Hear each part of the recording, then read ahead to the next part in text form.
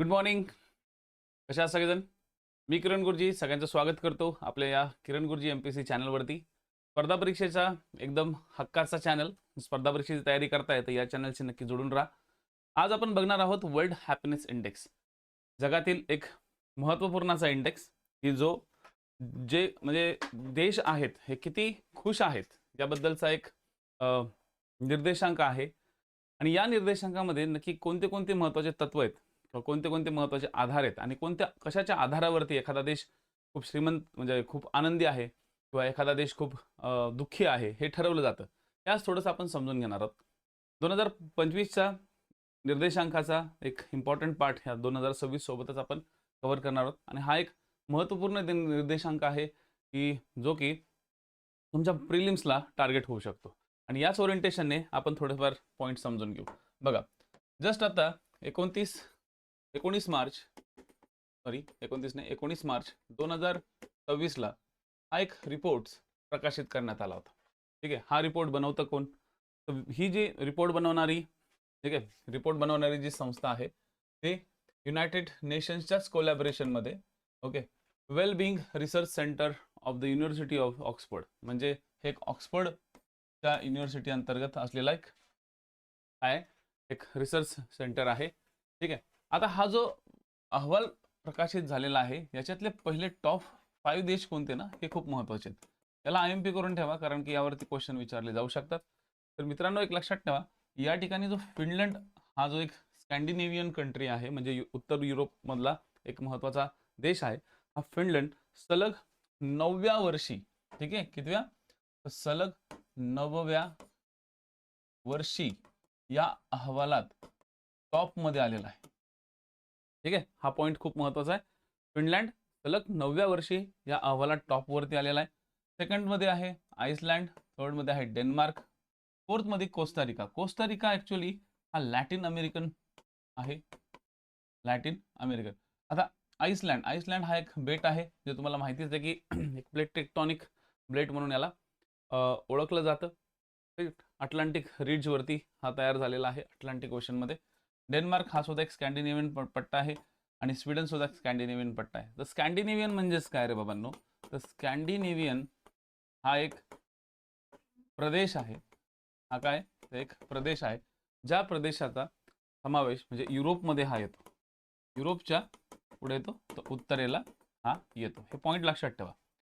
Finland, Iceland, Denmark, Costa Rica, Sweden हे महत्त्वाचे 5 देश आहेत. आता आपल्या भारताने काय केलंय किंवा काय अवस्था आहे भारताची या रिपोर्टमध्ये ते पण समजून घेऊ. तर 2025 मध्ये भारताची जी रँक होती 118 होती. ठीक आहे. 147 देशांमधून 118 होती. यावर्षी 2026 मध्ये भारताची जी रँक आहे ही 147 देशांमधून 116 झालेली आहे. म्हणजे आपण 2 पॉईंटनी वर आलेलो आहोत. भारत या 2 पॉईंटमध्ये किंवा या 2 पॉईंटनी वर आलेला, तर भारताचा कधी-कधी स्कोर विचारला जातो. तर स्कोर हा कायम लक्षात ठेवा, इंडियाचा स्कोर 4.536 हा इंडियाचा या ठिकाणी स्कोर आहे. साधारणतः 0 ते 1 च्या दरम्यान या वर्ल्ड हॅपीनेस इंडेक्समध्ये स्कोर दिले जातात. म्हणजे की तुम्हाला माहिती आहे की हा जो इंडेक्स आहे हा तुमच्या देशातील काही ठराविक आधारांवर दिला जातो. तुमच्या देशात साधारणतः ह्या इंडेक्समध्ये 6 निकष असतात. ठीक आहे. तर आता हे 6 निकष आपण पुढे बघू. पण आता हे समजून घेऊ की या इंडेक्समध्ये बाकीचे इतर देश काय आहेत. तर इतर देशांमध्ये बघा, आता सध्या वॉर चालू आहे. कशामध्ये चालू आहे? इस्रायल, USA, इराण आणि त्यामध्ये आता नाही म्हटलं तरी UK कदाचित पडू शकतो काही दिवसात. तर आता बघा, या ठिकाणी इस्रायल हा 8th नंबरवरती आहे. म्हणजे टॉप 10 मध्ये इस्रायल आहे. म्हणजे इस्रायल तिकडे भांडणं करतोय गेले 1 वर्षभर. ठीक आहे. इस्रायल तिकडे भांडणं करतोय ते 1 वर्षभर. पॅलेस्टाईनशी करेल, तिकडे लेबनॉनशी करेल, बरोबर? आणि युद्ध करून सुद्धा तो हॅपी आहे. बरोबर? काही विद्यार्थी असे विचार करतात, की सर तिकडे तर युद्ध चालू आहे, तरी हे लोकांचे रँक्स कसे काय? आपण तर एकदम शांत आहे, तरी पण आपलं आपली रँक एवढी जास्त कशी काय? म्हणजे हा विचार करा, राइट? तर USA 23व्या नंबरवर आहे. इराण 97व्या नंबरवर आहे आणि UK 29व्या नंबरवर आहे. 147 देशांमध्ये, राइट? आता सर्वात अनहॅपी देश कोणते? की जिथं बिलकुल ते आनंदीच नाहीयेत. म्हणजे असं नाही की तिथले लोकं रडतायत, असं समजू नका बरं का.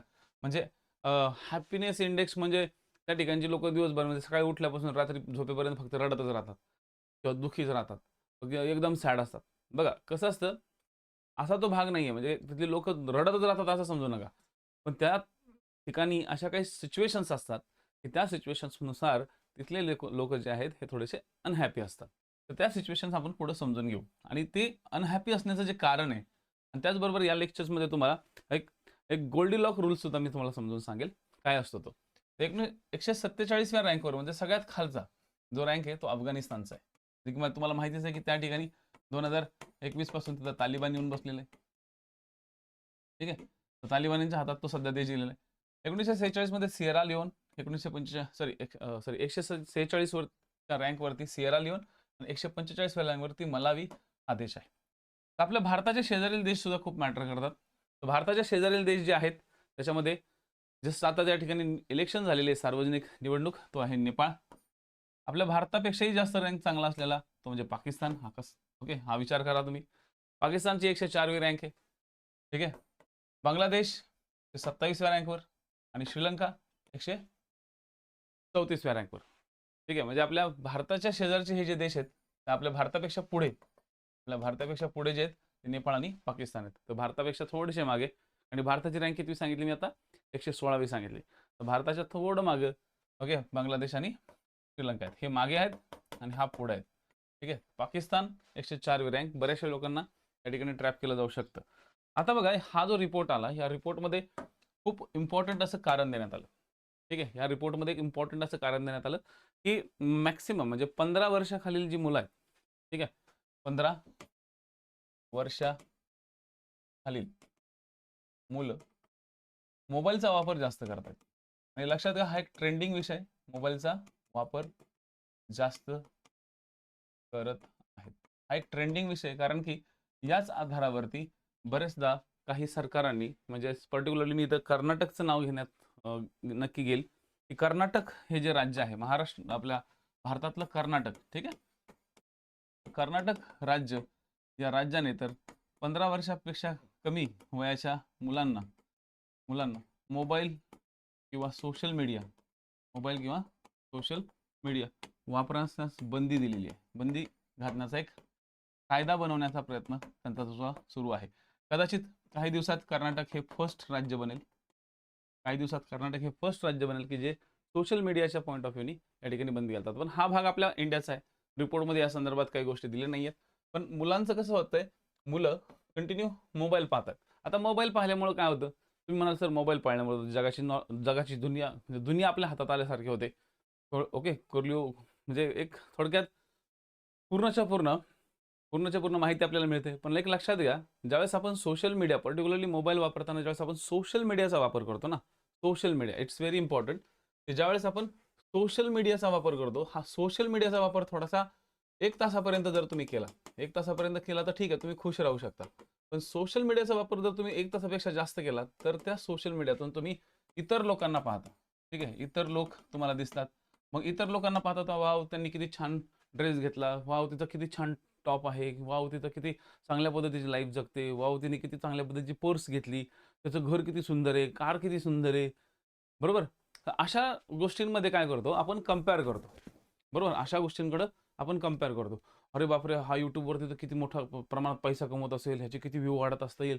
प्रत्येक गोष्टीमध्ये आपण ज्यावेळेस जे जे पाहतो या मोबाईलच्या माध्यमातून किंवा सोशल मीडियाच्या माध्यमातून, तर यामुळे काय होतं, आपली जी थिंकिंग आहे ती थिंकिंग ओके सुरुवातीला आपण पाहतो, पण पाहिल्यानंतर आपण जेलस होतो. जेलस झाल्यानंतर आपण दुःखी होतो, की आपल्याकडे का नाही आहे, आपल्याकडे का नाही आहे ह्या गोष्टीचं, आपल्याकडे का नाही एचडी, आपल्याकडे का नाही ऑडी, आपल्याकडे का नाही बंगला, आपल्याकडे का नाही गाडी, आपल्याकडे का नाही बाकीच्या गोष्टी. त्या गोष्टींमध्ये आपण काय होतो, दुःखी व्हायला लागतो. आपण खुश नाही होत, आपण काय होतो, दुःखी. आपण कंपेअर करतो आणि ह्या कंपॅरिझनमुळे काय होतंय, माणसं जास्तीत जास्त काय होतात, तर दुःखी व्हायला लागलेले आहेत. पर्टिक्युलरली 25 वर्षापेक्षा किंवा 25 वयापेक्षा जी कमी वयाची मुलं आहेत, 15 ते 25, ही सर्वात जास्त दुःखी मुलं म्हणून कन्सिडर केले जात आहेत. आणि म्हणूनच एक लक्षात घ्या, सोशल मीडियाच्या संदर्भात कदाचित हा पॉईंट उचलला जाऊ शकतो यावर्षी, की 2026 मध्ये केंद्र सरकार सुद्धा यावरती काही ना काहीतरी मेजर्स या ठिकाणी आणू शकतात किंवा काही कायदा बनवू शकतो. त्याच्यामुळे सोशल मीडियाच्या वापरामुळे आणखी जास्तीत जास्त लोक जी आहेत ना, ती काय व्हायला लागलेत, तर दुःखी व्हायला लागलेत. म्हणूनच या रिपोर्टमध्ये एक खूप भारी रूल दिलेला आहे. ओके, त्याला काय म्हणलं जातं, Goldie lock. Okay, Goldie lock, त्याला rule okay, rule of social media. ठीक आहे, काय म्हणतात तर रूल ऑफ सोशल मीडिया म्हणतात. त्याच्यात असं सांगितलेलं आहे की 1 तासापर्यंत तर तुम्ही सोशल मीडिया यूज केला तर तुम्ही खुश व्हाल, तुम्ही जास्त काही लोड घेणार नाही. तुम्ही जर 2.5 तास लोकांचे चेहरे आणि लोकांची तोंडच बघत बसला असाल आणि लोक काय करतात आणि लोक कुठं फिरायला जातात ह्याच गोष्टी बघत बसला असाल तर डेफिनेटली मग तुम्ही काय व्हायला लागता, कम्पेअर करताना मग तुम्ही नाखुश व्हायला लागता.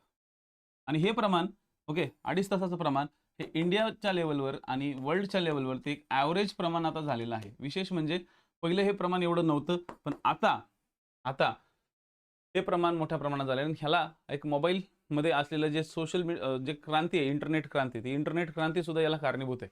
कारण की पहिले इंटरनेट खूप जास्त महाग असायचं, आता इंटरनेट स्वस्त झालेलं आहे. आता इंटरनेट काय झालेलं आहे, स्वस्त झालेलं आहे. त्यामुळं हा एक महत्त्वाचा कन्सर्न यांनी या ठिकाणी सांगितलं.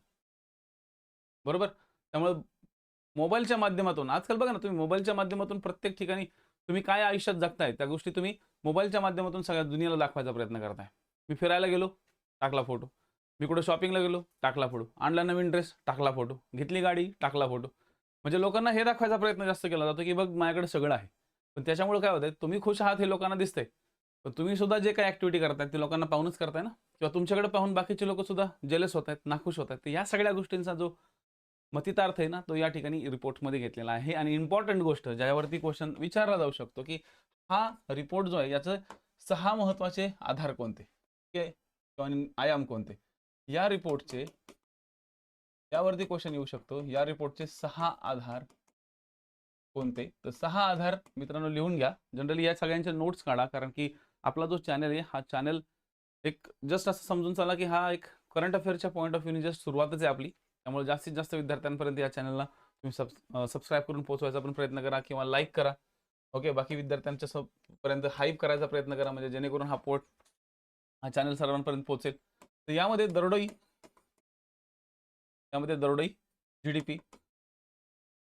जीडीपी हा पहिला पॉईंट. ठीक आहे. साधारणतः 3 वर्षांचा जीडीपीचा अंदाज घेतला जातो. सामाजिक आधार,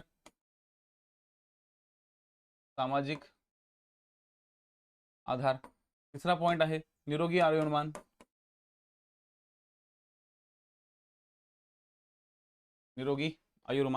त्यानंतर जीवनातील निवड करण्याचे स्वातंत्र्य. जीवनात निवड करण्याचे स्वातंत्र्य. 5वा आधार आहे ओके औदार्य, म्हणजे थोडक्यात दानशूरपणा. ठीक आहे, दानशूरपणा. आणि 6वा पॉईंट आहे त्या ठिकाणी भ्रष्टाचाराचा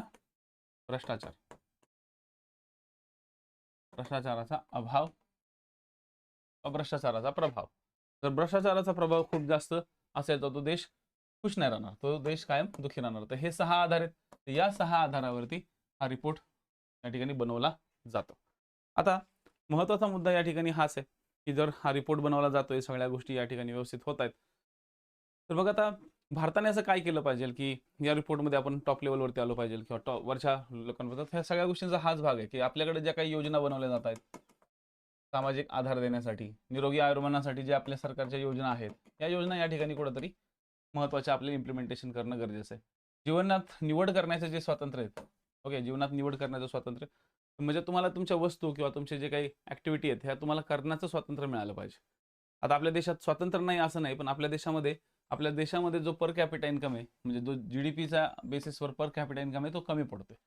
तर जशी जशी आपली इकॉनॉमी मोठी होत जाईल तसं तसं आपण सुद्धा या गोष्टीमध्ये आपण डेव्हलप होऊ शकतो. आता काही काही देश असे आहेत की काही काही देश हे आपल्या भारतापेक्षाही चांगल्या पद्धतीचे आहेत. तर मग त्या ठिकाणी समजून चला की त्या देशांचा जीडीपी जर समजा कमी असेल तरी बाकीच्या थोडासा हा भ्रष्टाचार किंवा जीवनात असलेला निकष किंवा दानशूरपणा, निरोगी आयुर्मान, ह्या सगळ्या गोष्टी त्या ठिकाणी मॅटर करतात. तर हा असा आहे तुमचा एक महत्त्वपूर्ण असा जागतिक आनंदी ओके निर्देशांक, वर्ल्ड हॅपीनेस इंडेक्स 2026च्या सगळ्यात महत्त्वाचा भाग. ओके, जर व्हिडिओ आवडला असेल तर नक्की लाईक करा, शेअर करा आपला चॅनल आणि जुळून राहा आपल्या या किरण गुरुजी MPSC रँच चॅनलशी. धन्यवाद.